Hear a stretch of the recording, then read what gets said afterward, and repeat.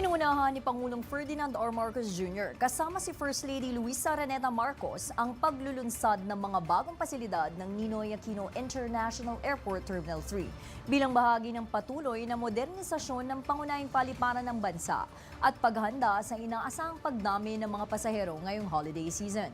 Narito ang report.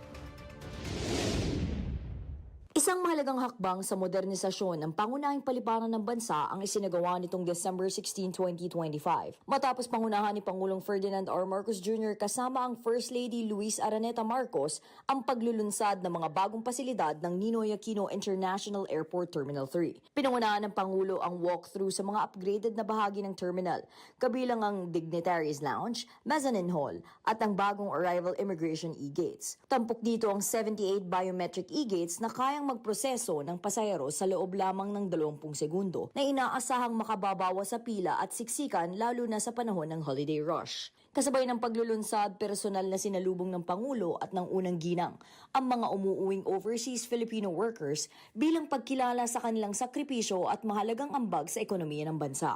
Formal din na binuksan ang Transit Tour at Tourist Medical Concierge Pavilion na nag-aalok ng pinagsamang serbisyo para sa turismo, mobility at agarang medical assistance para sa mga biyahero. Sinundan ito ng ribbon cutting para sa All Filipino Food Hall at Mezzanine Food Hall na nagtatampok ng mga lokal na pagkain at homegrown brands. Ayon sa pamahalaan, handa na ang NAIA Terminal 3 na tumanggap ng mahigit 2.2 milyong pasahero at halos 14,000 flights mula December 20 hanggang January 4. Suportado ng mahigpit na seguridad at mahigit 2,300 airport screeners. Sa kanyang talumpati, binigyan diin ni Pangulong Marcos Jr. ang matibay na partnership ng gobyerno at ng New NAIA Infrastructure Corporation na nakatuon sa pagpapabuti ng karanasan ng mga pasahero. Hindi lamang ito usapin tungkol sa infrastruktura.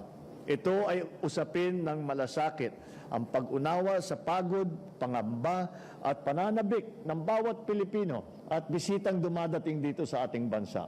Ibinahagi rin ng Pangulo na umabot na sa 92% ang on-time performance ng paliparan, kasabay ng pagkakamit ng unang Customer Experience Accreditation mula sa Airports Council International. Binigyang pugay din niya ang mga OFW kabilang ang isang Pilipinong bayani na nagligtas ng bata sa sunog sa Hong Kong at inihayag ang pagbabalik ng mga naiwang balikbayan boxes bago magpasko. Ayon sa Pangulo, patunay ang mga reformang ito sa NAIA na sa pamamagitan ng maayos na kooperasyon ng publiko at pribadong sektor, mas napapabuti ang serbisyo para sa mga Pilipino at sa mga bisitang dumarating sa bansa.